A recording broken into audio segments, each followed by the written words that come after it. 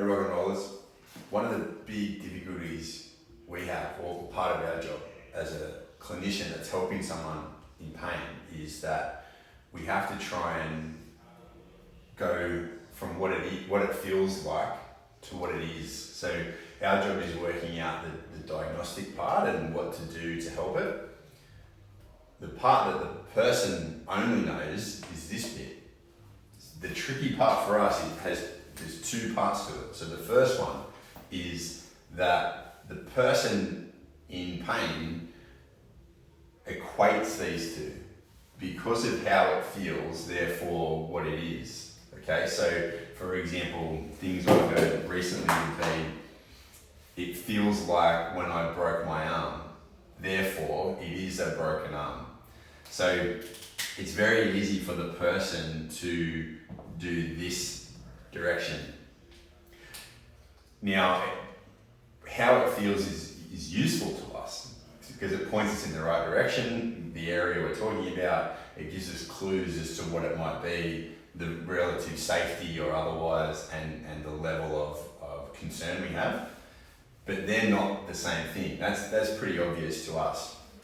The bit, however, that we forget is how this relates back on this way. So it's very easy for us to discount this bit because we can't feel it. Now, the way that a person will understand what it is will be through how it feels. And one of the great upsides we have is that if we can make it feel better, then we can give them confidence that it's nothing that they need to be overly concerned about, or nothing that we need to do something massive in terms of intervention. We can't always make it feel better, and that's not our only avenue to helping someone, but we will spend a lot of time over on this side explaining this because this is what we understand.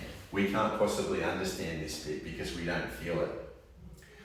Sometimes the issue is that when we forget that the person will always relate their understanding of this through their experience of it, we discount this. So because of what we're doing, we're almost doing the inverse of what the person does. We're saying, because we're not worried about this, about what it is, you don't have to be worried about how it feels. It's completely nonsensical. Of course someone is, if it feels like shit, they're worried about the fact that it feels like shit. So we have to be really careful that we're not doing the same, making the same mistake, but in reverse. So we always have to, when we're explaining what we think it is, knowing that we could be wrong and we need to check that, we need to remember that when we relate that, people understand what it is through how it feels. And if we can make it feel better, great, we use that. If we can't make it feel better, which we often can't, we still need to have that part in the front of our minds when we're explaining this part to them. Because if we discount this, the fact of the matter is the person won't believe us when it comes to this one.